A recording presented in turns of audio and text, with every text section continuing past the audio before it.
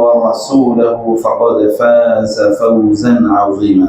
أما بعد، فإن أصدق الحديث كتاب الله، وخير الهدي هدي محمد صلى الله عليه وسلم، وشر الأمور محدثاتها، وكل محدثة بدعة، وكل بدعة ضلالة، وكل ضلالة في النار. أما بعد، فأعوذ بالله من الشيطان الرجيم. بسم الله الرحمن الرحيم. وفي السماء رزقكم وما توعدون فورب السماء والأرض إنه لحق مثل ما أنتم تنطقون. আল্লাহ সুবহানাহু ওয়া তাআলা শুকর আদায় করছি, তিনি আমাদেরকে আজকের জুমার সালাত, তার পূর্বের খুতবা এর জন্য মসজিদে আসার তৌফিক দান করেছেন। আলহামদুলিল্লাহ। রাসূলুল্লাহ সাল্লাল্লাহু আলাইহি ওয়াসাল্লামের উপর অগণিত দুরূদ এবং সালাম বর্ষিত হোক। আল্লাহুম্মা সাল্লি ওয়া সাল্লিম ওয়া বারিক আলা নাবিয়িকা মুহাম্মদ। আল্লাহুম্মা সাল্লি আলাইহি আল্লাহুম্মা বারিক আলাইহি। সম্মানিত ভাইরা এবং বোনেরা, আমরা আজকে এই সময় প্রচুর পরিমাণ টেনশনে আছি, টেনশনে থাকি, এবং আমাদের প্রচুর পরিমাণ দুশ্চিন্তা, দুর্ভাবনা, এগুলোর কারণে আমাদের সবসময় অস্থিরতার মাঝে থাকতে হয়। কখনো কখনো রাতে ঘুম হয় না, কখনো কখনো দিনে আমরা অস্থির থাকি, এবং অধিকাংশ লোকই তাদের এই মানসিক অস্থিরতা অথবা তাদের যে অ্যাংজাইটি বা তাদের হতাশা, দুশ্চিন্তা ইত্যাদির কারণে তারা রোগী হয়ে যাচ্ছে, তাই না? রাসূলুল্লাহ সাল্লাল্লাহু আলাইহি ওয়াসাল্লাম আমাদেরকে দোয়া শিখিয়েছেন, আমরা যেন আল্লাহর কাছে দোয়া করি, যেন আমাদের টেনশনগুলো যেন দূর হয়ে যায়। মানব জীবনের এমন কোনো দিক নেই যেই দিকের ব্যাপারে রাসূলুল্লাহ সাল্লাল্লাহু আলাইহি ওয়াসাল্লাম আমাদেরকে স্পষ্ট দিক নির্দেশনা দেননি। ফলে আমাদের আর কারো কাছে যাওয়ার কোনো প্রয়োজন হয় না, কোনো নলেজ, কোনো জ্ঞান, কোনো তথ্য ধার নেওয়ার জন্য কারো কাছে যাওয়ার কোনো প্রয়োজন নেই। তিনি সব দিয়ে গেছেন, এমন কোনো জিনিস নেই। এমনকি এখন থেকে যদি 1000 বছর পরেও কোনো ক্রাইসিস তৈরি হয়, কোনো সমস্যা তৈরি হয়, ওই সমস্যার সমাধানও কি তিনি দিয়ে গেছেন। অতএব আমাদেরকে তার মাঝে, তার জীবনে, তার কথায় এবং তার কাছে যে শরিয়া এসছে, যে কিতাব এসছে, সেই কিতাবের মধ্যে আমাদের এই সমাধানগুলো খুঁজতে হবে। তোমাদের একটা ক্রাইসিস যেটি, সেটা বলছি যে আমাদের খুবই দুশ্চিন্তা থাকে সবসময়, এবং ইয়াং জেনারেশন দুশ্চিন্তা তো অনেক বেশি। চাকরি হয় না, ব্যবসা হয় না, বিয়ে নাই, তাই না? বাবা মার টেনশন অনেক বেড়ে গেছে, কারণ সন্তানগুলো মানুষ হচ্ছে না, এরকম অসংখ্য জিনিস। এগুলো থেকে দূর, মানে এগুলো থেকে মুক্ত থাকার জন্য, এগুলো দূর করার জন্য রাসূলুল্লাহ আমাদেরকে শিক্ষা দিয়ে গেছে। আল্লাহুম্মা ইন্নী আউযু বিকা মিনাল হাম্মি ওয়াল হাসান। হে আল্লাহ, আমি তোমার কাছে আশ্রয় চাই কি থেকে? আল হাম, দুশ্চিন্তা, ওয়াল হাজান। হাম মানে হচ্ছে অতীতের কোনো কারণে যদি কোনো দুশ্চিন্তা হয়, যেমন আগে কোনো প্রবলেম হয়েছে, সেটা এখন আপনি ফেস করতেছেন, এটাকে বলে হাম। আল হাজান মানে হচ্ছে ভবিষ্যতে, লা খাউফুন আলাইহিম ওয়া লা হুম ইয়াহজানুন, মানে যারা জান্নাতে যাবে, জান্নাতে গিয়ে তাদের কোনো দুশ্চিন্তা থাকবে না, কোনো দুঃখ থাকবে না। অতএব এটা পরের এসব, হাজার হলো পরে। অতীতের কোনো কাজের কারণে যেন আমার কোনো দুর্ভাবনা বা দুশ্চিন্তা না থাকে, ভবিষ্যতে যেন আমার কোনো দুশ্চিন্তা বা দুর্ভাবনা তৈরি না হয়, এটা আল্লাহর কাছে বলতে রাসূলুল্লাহ সাল্লাল্লাহু আলাইহি ওয়াসাল্লাম আমাদেরকে শিখিয়ে গেছে। ওয়ামিনাল আজজি ওয়াল কাসল। এবং দুর্ভাবনা, দুশ্চিন্তা তৈরি হয় কখন? যখন আমরা আল আজবে, আজ মানে কি জানেন? আজ মানে হচ্ছে কোনো একটা কাজ করতে আমরা অক্ষম, ইনক্যাপাসিটেটেড। আপনি ওই কাজটি করার মতো সামর্থ্য রাখেন না, যেমন অনেকের স্কিল নাই, দক্ষতা নাই, যোগ্যতা নাই, এই কারণে চাকরি বাকরি হচ্ছে না, অথবা অনেক ভালো মেধা নেই, এই কারণে ভালো ইউনিভার্সিটিতে ভর্তি হতে পারছে না, ভালো স্কুলে ভর্তি হতে পারছে না। আপনার টেনশনে আছেন, বাচ্চাটাকে হিফজ দিয়েছি, কোরআন হিফজ করার জন্য, কিন্তু হিফজ করতে পারছে না, মেধা দুর্বল। এইটা একটা আজ, এটা হল কাসাল, খুবই মেধাবী কিন্তু পড়াশোনা করে না, অথবা খুবই কি শারীরিকভাবে খুবই শক্তিশালী কিন্তু কোনো কাজ করে না, কাজ করতে জানে, এটা অলস প্রকৃতি। এই দুটোই মানুষের জন্য অ্যাংজাইটি নিয়ে আসে, টেনশন নিয়ে আসে। আল্লাহ তাআলা এর কাছে যেন আমরা এই দুটোর ব্যাপারে বলি, হে আল্লাহ, তুমি আমাদের অক্ষমতাগুলো দূর করে দাও, কোনো কাজ করার জন্য আমাদেরকে সক্ষমতা দাও, স্কিল দাও, যোগ্যতা দাও, দক্ষতা দাও, এবং তার পাশাপাশি আমাদের কোনো অলসতা থাকলে অলসতা দূর করে দাও। কি বলতে হয়? আল্লাহর কাছে অলসতা এর জন্যে, অলসতা যেন আল্লাহ দূর করে দেন, চাইতে হয় আল্লাহর কাছে। না চাইলে আপনি অলস হবেন, আপনি নামাজে মসজিদে এসে আপনি হাই করবেন, আপনি নামাজে দাঁড়িয়েও দেখবেন আপনার কি বিশাল বড় হাই আসতেছে, আপনার ঘুম চলে আসতেছে। ওই যে আল কাসাল, আর কাসাল কার সমস্যা? এটা হচ্ছে মুনাফিকদের সমস্যা। ওই যা কামু ইলা সলাতি কামু কুসালা, নামাজে দাঁড়াইলে তারা অলস হয়ে দাঁড়ায়, এটা মুনাফিকদের প্রবলেম। ইমানদার কোনোদিন অলস থাকতে পারে, ইমানদারের সাথে অলসতা যায় না, এটা মুনাফিকের সাথে অলসতা যায়। ইমানদার অলস হতে পারে, কারণ ইমানদার থাকবে নাশীত। নাশীত মানে কি জানো? উজ্জীবিত, সবসময় স্পিরিটেড, তার হিউজ স্পিরিট কাজ করে যাবে, কারণ তার কানেকশন কার সাথে? আল্লাহর সাথে। তার তো ব্যাটারি কোনোদিন লুজ হয় না। ইমানদারের ব্যাটারি কোনোদিন লুজ হয় না। ব্যাটারি লুজ হলে আবার চার্জ দেয়। চার্জ দেয় কার সাথে? আল্লাহ, আমি তো তোমার বান্দা, অতএব তুমি আমার সমস্যার সমাধান করো। আমি তো আর অন্য কোনো মানুষের বান্দা না, অন্য কারো চাকর না, আমি তো অন্য কারো সৃষ্টি না, আমি তোমার সৃষ্টি। তুমি কি আমার প্ল্যান ছাড়া বানাইছো? নিশ্চয়ই তুমি আমাকে প্ল্যান নিয়েই বানিয়েছো। অতএব আমার ব্যাপারে তোমার যা প্ল্যান সেটা তুমি এক্সিকিউট করো, এবং আমাকে তুমি অসহায় রাখো না। আমি তোমার বান্দা, তুমি তো আর অসহায় না, তাহলে তুমি আমাকে কেন অসহায় রাখবা? এইভাবে আল্লাহ তাআলাকে বলতে হয়, তাহলে আপনি শক্তিশালী হবেন। রাসূলুল্লাহ সাল্লাল্লাহু আলাইহি ওয়াসাল্লাম বদরের প্রান্তরে গিয়ে বলেন, আল্লাহ, এই যে কয়েকটা মানুষ, এরা দুর্বল, এরা যুদ্ধের ময়দানে এসছে, এর বিপরীতে যারা আছে তারা খুবই শক্তিশালী, অস্ত্র শস্ত্রে সজ্জিত, এবং তারা কি যুদ্ধের প্রশিক্ষণ প্রাপ্ত। এরা হচ্ছে শারীরিকভাবে দুর্বল, অস্ত্র নাই, আবার এদের প্রশিক্ষণ নেই। আল্লাহ, আমি এই কয়েকজনে নিয়ে এসেছি যুদ্ধের ময়দানে, এদেরকে তুমি রক্ষা করো এবং তুমি বিজয় দান করো। বিজয় পাইছে কিনা? পেয়েছে। কারণ ধর্ণা দিয়েছে কার কাছে? আল্লাহর কাছে। আর তিনি কি? আজিজিম মুক্তাদির, তিনি হচ্ছেন মহা ক্ষমতাধর, মহা শক্তিশালী। তার শক্তির উপর কোন শক্তি আছে নাকি? তিনি যদি চান তাইলে ওটা কি এমন কোন শক্তি আছে ওটাকে বাধা দেবে? তিনি যদি না চান এমন কোন শক্তি আছে ওই কাজটা করবে? কারো ক্ষমতা নেই। তাহলে তার সাথে কানেক্টেড থাকতে হবে, তাকে বলতে হবে, ইমিডিয়েটলি তার কাছে রেফার করতে হবে, আল্লাহ তোমার কাছে আমি, আল্লাহুম্মা ইন্নী আশকু ইলাইকা বাসি ওয়া হুজনি। যেমন ইউসুফ আলাইহিস সালামকে হারিয়ে তার বাবাকে আবার কার কাছে বলতেন? কেবল আল্লাহর কাছে বলছেন। হইছে কি? পরবর্তীতে কাঁদতে কাঁদতে চোখ অন্ধ হয়ে গেছে বলে। ছেলেগুলো কি? ওই ছেলেগুলো একটু বকাটে দুষ্ট টাইপের হয়ে গেছে, কারণ ভাইয়েরে মেরে ফেলতে চেয়েছে।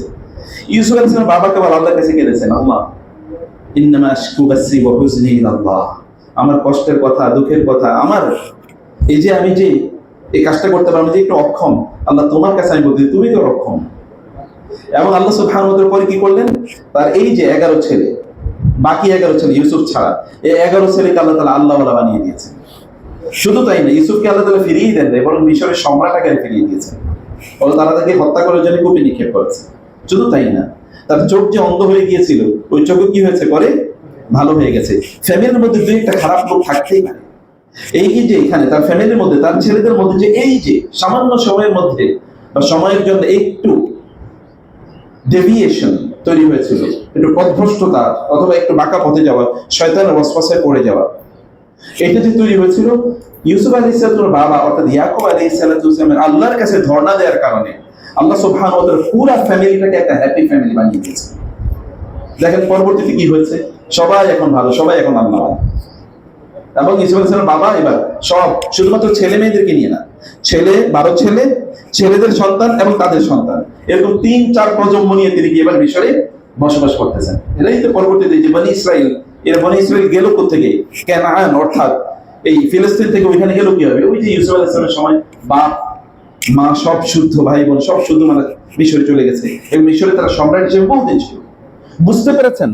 একজন মানুষকে হত্যা করার জন্য তারা কি কূপে নিক্ষেপ করেছে, কিন্তু আল্লাহ সুবহানাহু ওয়া তাআলা আল্লাহর কাছে ধর্ণা দেওয়ার কারণে ওনাকে আল্লাহ তাআলা কি বানিয়ে দিয়েছেন? সম্রাট বানিয়ে দিয়েছেন। তাহলে আপনাদের টেনশন কোথাকার? টেনশন কিসের? একজন মুসলমানের টেনশন থাকে কোথেকে? তিনি তো আল্লাহকে বলবেন, আল্লাহ এই প্রবলেম তুমি সমাধান করো।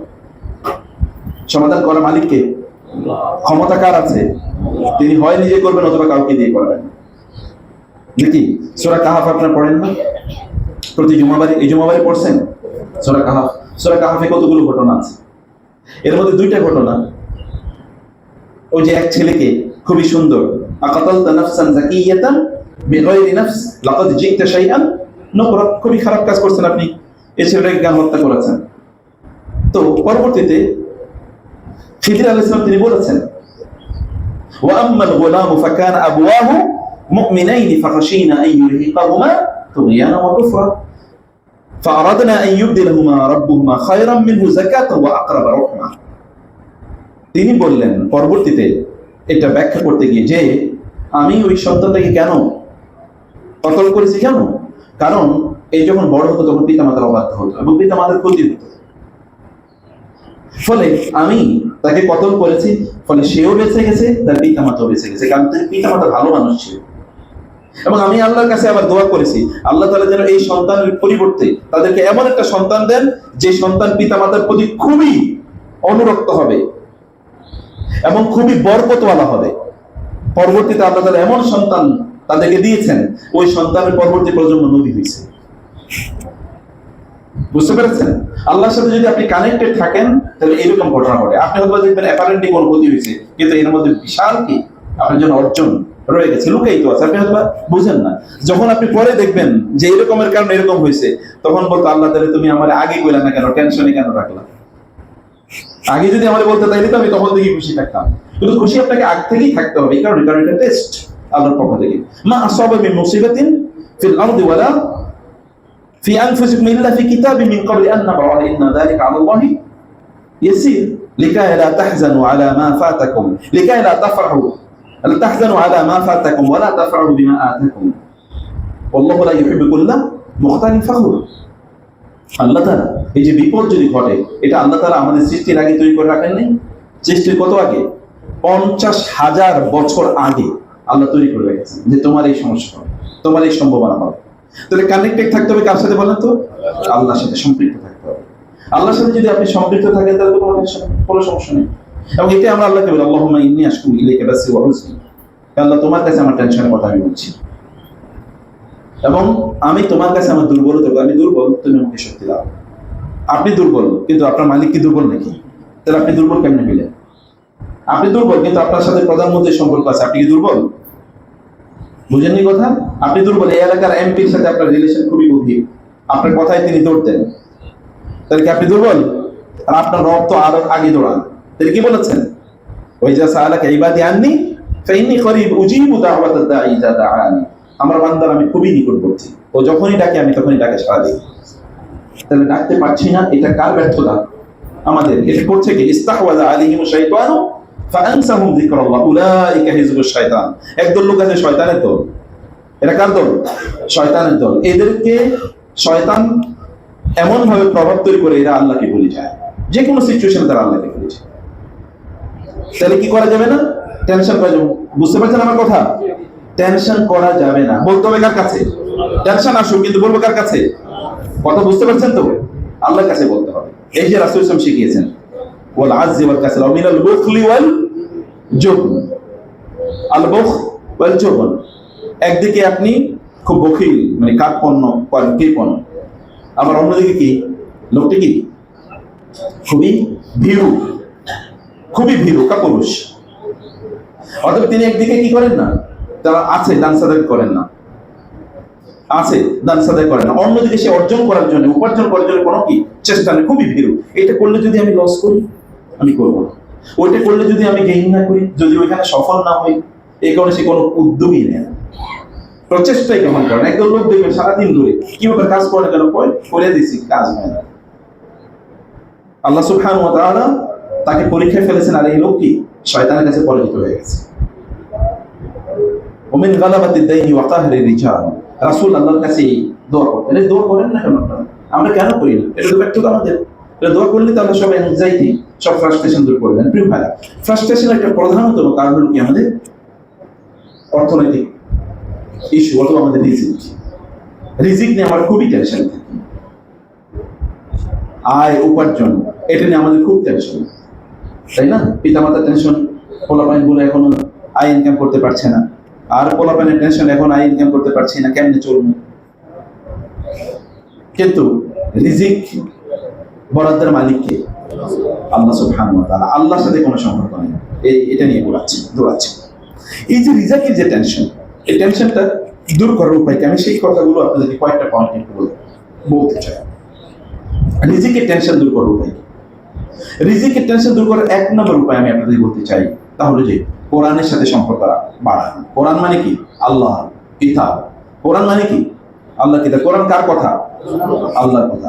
আল্লাহর কথা যদি আপনি পড়েন, আল্লাহকে সন্তুষ্ট হবেন না অসন্তুষ্ট হবেন? আল্লাহ যদি সন্তুষ্ট হন, কোন একজন লোক যদি ফিজিক্স পড়ে, কেমিস্ট্রি পড়ে, ম্যাথমেটিক্স পড়ে, সায়েন্স পড়ে চাকরি পেতে পারে, তাহলে আল্লাহর কিতাব পড়ে আপনি কেন পাবেন না? আল্লাহর প্রতি কি আপনার আস্থা নাই, বিশ্বাস নাই? সে যদি কেবলমাত্র একটা ভাষা শিখে, ইংরেজি ভাষা শিখে মানুষের শিখে সে কোটি কোটি টাকা উপার্জন করতে পারে, আপনি আল্লাহর কিতাব পড়ার পরে আপনি না খেয়ে মারা যাবেন, কিভাবে সম্ভব? ইন্নাল্লাহা ইয়ারফাউ বিহাযাল কিতাবি আকওয়ামান ওয়া ইয়াদাউ বিহি আখারিন। আল্লাহ তাআলা তার এই কিতাবের কারণে লোকজনকে আকাশচুম্বী মর্যাদা প্রদান করেন, আকাশচুম্বী আল্লাহ উত্থিত করেন। ওয়া ইয়াদাউ বিহি আখারিন, কিতাবের সাথে সম্পর্ক নাই তোমার, আমি ছুঁড়ে ফেলবো, কারণ আমার কিতাব, এটা আমার কথা, আমার বাক্য, আমার বাণী, তুমি এটাকে যথাযথ রেসপেক্ট দিলা। রাসূলুল্লাহ সাল্লাল্লাহু আলাইহি ওয়াসাল্লাম এই কারণে বলেছেন যে বাড়িতে কোরআন তেলাওয়াত করে, আল বাইতুল্লাযী ইউকরাউ ফীহিল কোরআন তাহদুরুহুল মালায়েকা, যে বাসায় যে ঘরে কোরআন তেলাওয়াত হয়, তো কোরআন ইউকরাউ, তার মানে হচ্ছে ওইখানে আপনি পড়েন অথবা আপনি কি কোন অ্যাপ্লিকেশন থেকে, অ্যাপস থেকে আপনি তেলাওয়াত শোনেন, যাই করেন না কেন, কম্পিউটার তেলাওয়াত শুনছেন, মোবাইল থেকে শুনছেন, এই যে আপনি যে শুনছেন অথবা আপনি তেলাওয়াত করছেন, যেটাই করেন না কেন, সেখানে কি হবে? ফেরেশতারা চারিদিক থেকে ওই ঘরটাকে ঘিরে রাখবে। ফেরেশতা যদি ঘিরে রাখে তাহলে শয়তান ঢুকতে পারবে? শয়তান ঢুকতে পারবে। আমাদের ঘরে কোরআন তেলাওয়াত চলে নাকি গান বাজনা চলে, না খেলা চলে, কোনটা চলে? হই হুল্লোড় কি নিয়ে আছে? আপনার কয়জন মানুষ বলতে পারবো হলফ করে যে আমরা সকালবেলা কোরআন তেলাওয়াত দিয়ে শুরু করি, রাতটা কোরআন তেলাওয়াত দিয়ে শেষ করি? কয়জন বলতে পারবেন বলেন? অধিকাংশ লোক না, অধিকাংশ লোক অন্য কাজে ব্যস্ত। এরপরে এই লোকগুলো যদি এসে অভিযোগ দেয় আমার টেনশন আছে, তাহলে এই দোষ কার? দায় কার? যিনি রিজিক দেবেন তার সাথে আপনার কোনো সম্পর্ক নেই, যেই কিতাবের মাধ্যমে আপনি রিজিক পাবেন তার সাথে কোনো সম্পর্ক নেই, আপনি অন্য জিনিস নিয়ে ব্যস্ত, তাই না? এখন দেখবেন একদল লোক আছে, হ্যাঁ আমরা এই জায়গায় ওই না, ওই জায়গায় সেই না। ভাই আপনি তো আল্লাহর কিতাবই বুঝেন, আপনি তো আল্লাহর কিতাবই বুঝেন না। এক ছেলে এসে বললো যে আমি নাস্তিক হয়ে গেছি। বলে কেন বাবা, তুমি কেন নাস্তিক হয়েছো? বলে আল্লাহর কোরআনে ভুল আছে। আচ্ছা ঠিক আছে, বলো তুমি কি ভুল আছে, বলো আমাকে। বলে আল্লাহ তাআলাই বলছেন যে কেউ জানে না, ওমা তাদরি নাফসুম মাযা তাকসিবু গাদা ওমা তাদরি নাফসুম বিআইয়ি ইন্নাল্লাহা ইনদাহু ইলমুস সাআ ওয়া ইউনাজ্জিলুল গায়স ওয়া ইয়ালামু মা ফিল আরহাম। আল্লাহ তাআলা পাঁচটা জ্ঞান কেবল আল্লাহর কাছে আছে, এটা অন্য কেউ জানে না। কোরআনের সূরাতুল আল-মাইদার কথা। তো এখন বলছেন যে এগুলো শুধু আল্লাহ সুবহানাহু ওয়া তাআলা জানেন, আর কেউ আর কারোর কাছে এই নলেজ নেই, তাই না? আর কারোর কাছে এই জ্ঞান নাই। সে ব্যক্তি যখন এই যখন এই কথা বলছে ঠিক আছে তুমি বলো, এখানে এটা সূরাতুল লুকমানের আয়াত না, সূরা লুকমানের আয়াত। তো তুমি বলো যে এখানে তোমার কনফিউশনটা কি? বলে আমরা তো এখন এক্স-রে এর মাধ্যমে জানতে পারি পেটে কি আছে, ছেলে না মেয়ে। তো আল্লাহ বলছেন যে কারো কেউ জানে না, তো আমরা তো জানতে পারি এখন। আমরা বলেছি, আমি বললাম যে তুমি বলো আল্লাহ কি এখানে বলেছেন শুধুমাত্র ছেলে না মেয়ে হবে, এটা কেবল আল্লাহ জানে আর কেউ জানে? কি আছে আয়াতের মধ্যে? আয়াতের মধ্যে আছে ওয়া ইয়ালামু মা ফিল আরহাম, গর্ভে, মায়ের গর্ভে কি আছে, কি আছে, মা কি আছে, এটা কেবল আল্লাহ জানেন। আচ্ছা মায়ের গর্ভে যে সন্তানটা আছে, এই সন্তানটা কতদিন বাঁচবে তুমি বলো? ছেলে হবে না মেয়ে হবে? না তুমি বললা কতদিন বাঁচবে বলো? এক নম্বর কথা। দুই নম্বর কথা হচ্ছে যে ওর মৃত্যু হবে কবে বলো? আচ্ছা ওর কি কি পড়াশোনা করবে বলো? ওর কি কি রোগ হবে বলো? অথবা কি কি রোগ থেকে মুক্তি থাকবে বলো? ও কোন জায়গায় বসবাস করবে, কোন জায়গায় তার মৃত্যু হবে, কার সাথে তার রিলেশন হবে, সে কারে বিয়ে করবে, তুমি বলো। আর আমি 1000টা প্রশ্ন করছি, তুমি উত্তর দাও। আচ্ছা তারপরে এত বলছো যে তার গর্ভে আসার পরে বলতে পারলা, তাও গর্ভে আসার পরে কি ওইখানে যখন তার অবয়ব হবে 4 মাস হবে তার আগে বলতে পারলা। আচ্ছা যখন ওইখানে মায়ের পেটে প্রথমে গেল তখন কি হবে? আলট্রাসোনোগ্রাফি যত আছে সব বিজ্ঞানীদের কি তুমি বাইটা বলে এইভাবে তো কোনোদিন চিন্তা করিনি। তুমি চিন্তা করবে, তুমি তো কোনোদিন কোরআন পড়োই নাই, তুমি তো কোরআন কোনোদিন বুঝোই না, কোরআনের অনুবাদ কোনোদিন পড়ো নাই, তো তোমার মধ্যে কনফিউশন তৈরি হবে না কেন? আপনারা যে বলবেন আপনার দিন সম্পর্কে মানুষের মাঝে কনফিউশন আছে, মানুষ দিন পড়ার জন্য কোরআনের কাছে এসছে। আপনারা বলেন যে আপনারা কয়জন হলফ করে বলতে পারেন যে আমি কোরআনের তাফসীর পড়েছি এই মাথা থেকে ওই মাথা, কোরআন অনুবাদ পড়েছি এই মাথা থেকে ওই মাথা? এরপরে আপনারা কার কাছে ক্রাইসিসের কথা বলবেন, কার কাছে টেনশনের কথা বলবেন, কার কাছে রিজিকের কমতির কথা বলবেন? আল্লাহ সুবহানাহু ওয়া তাআলার কাছে যিনি রিজিকের মালিক তার সাথে আপনার সম্পর্ক না থেকে আপনি রিজিক পাবেন কোথায়? শয়তান তো রিজিক দেয় না, রিজিক দেওয়ার মালিক যিনি তার কাছে আপনাকে আসতে হবে। এবং এই কারণে আল্লাহ তাআলা বলেছেন ওমা খালাকতুল জিন্না ওয়াল ইনসা, সূরা যারিয়াত, ওমা খালাকতুল জিন্না ওয়াল ইনসা ইল্লা লিয়াবুদুন মা উরিদু মিনকুম মিন রিজকিন ওয়া মা উরিদু আন ইউতঈমুন ইন্নাল্লাহু হুয়ার রাজ্জাকু যুল কুওয়াতিল মাতিন। আল্লাহ তাআলা বলেছেন যে তিনি তোমাদেরকে সৃষ্টি করেছেন কেবল তোমরা তার ইবাদত করার জন্য। তিনি তো তোমাদের কাছ থেকে রিজিক চান না, বরং তিনি তোমাদেরকে রিজিক দেন। ওয়া আমুর আহলাকা বিস-সালাতি ওয়াসতাবির আলাইহা লা নাসআলুকা রিজকান নাহনু নারযুকুকা ওয়াল আকিবাতু লিত-তাকওয়া। তুমি নামাজ পড়ো, ইবাদত করো এবং তোমার পরিবার পরিজনকে ইবাদত করতে নির্দেশ দাও, অব্যাহতভাবে নির্দেশ দাও। রিজিক দেওয়ার মালিক আমি, তোমরা আমার ইবাদত করো, আমি তোমাদের রিজিকের ব্যবস্থা করব। এটা কে বলছেন? তার মানে কি আমি বলতেছি সবসময় মসজিদে থাকবেন? নো। আল্লাহর বান্দা, আল্লাহর ইবাদত মানে আল্লাহর বান্দা, মানে আল্লাহ যেভাবে বলছেন এভাবে চলবেন। রাস্তায় আল্লাহ বলছেন এভাবে চলে, এভাবে চলবেন। আল্লাহ বলছেন ব্যবসা এভাবে করে, এভাবে করবেন। আল্লাহ বলেছেন তুমি এই পড়াশোনা করে এটা করবেন। আল্লাহ বলেছেন তোমার চোখকে অবনত রাখবে, এভাবে রাখবেন। মানে আল্লাহ যা বলছেন তা করেন। এরপরে আল্লাহরই দায়িত্ব হয়ে যায় কি আপনার রিজিকের ব্যবস্থা করা। বুঝেন না কথা? আল্লাহর দায়িত্ব হয়ে যায়, কারণ এটা আল্লাহর আত্মসম্মানে লাগে, আত্মমর্যাদায় লাগে যে তিনি কাফের মুশরিকদেরকে খাওয়াচ্ছেন আর আপনাদেরকে খাওয়াবেন না। তিনি ইঁদুর বিড়ালের খাওয়াচ্ছেন আর কুকুর শিয়ালের খাওয়াচ্ছেন, বাঘ সিংহকে খাওয়াচ্ছেন আর আপনাকে খাওয়াবেন না। তিনি শুকরের খাওয়ান আর আপনাকে খাওয়াবেন। এটা কত হইল? আল্লাহর ব্যাপারে আপনার এই ধারণা কেন তৈরি হল? আল্লাহ কি আপনাকে না খাইয়ে মারার জন্য সৃষ্টি করেছেন? তিনি আপনার সৃষ্টির 50,000 বছর আগে আপনার রিজিক তৈরি করে দেন নাই? যখন আল্লাহ তাআলা আদম এবং হাওয়াকে সৃষ্টি করেছেন, এই পৃথিবীতে পাঠিয়েছেন, তখন পৃথিবীতে লোক ছিল কয়জন? 2 জন। তখন কি রিজিকের প্রবলেম ছিল? এখন এই পৃথিবীতে লোক কয়জন? 900 কোটি। এখনো কি কোনো প্রবলেম আছে? নাই। এখনো কোনো প্রবলেম আছে? নাই। এখনো এই পৃথিবীতে কিছু কিছু লোকের কাছে যে পরিমাণ টাকা আছে, ওই টাকা যদি পৃথিবীর মানুষের কাছে ডিস্ট্রিবিউশন করে দেয়, তাহলে পৃথিবীতে একজন লোক গরিব থাকে না, প্রত্যেকে লাখ লাখ না কোটি টাকা মালিক হয়ে যাবে। তাহলে এত পরিমাণ সম্পদ, তাহলে নাই কি? প্রবলেমটা কোথায়? প্রবলেমটা হলো ওই যে বলছি যে আল্লাহর কিতাবের সাথে আমাদের সম্পর্ক নেই, কিতাব পড়ি না। অধিকাংশ আপনি বলবেন আপনি সময় পান না। কোথায় আপনার সময় যায় বলেন তো? আপনার 24 ঘন্টার সময় আপনি কোথায় ব্যয় করেন? আমাদের সালাফরা বলতেন, যখন লোকেরা খেলাধুলা নিয়ে ব্যস্ত থাকতো, তখন তারা কাঁদতেন এদের দেখি। হায়, এই লোকগুলো যদি সময়ের মূল্য বুঝতো, আমি যেমনি বুঝছি, হায় সময় যদি কেনা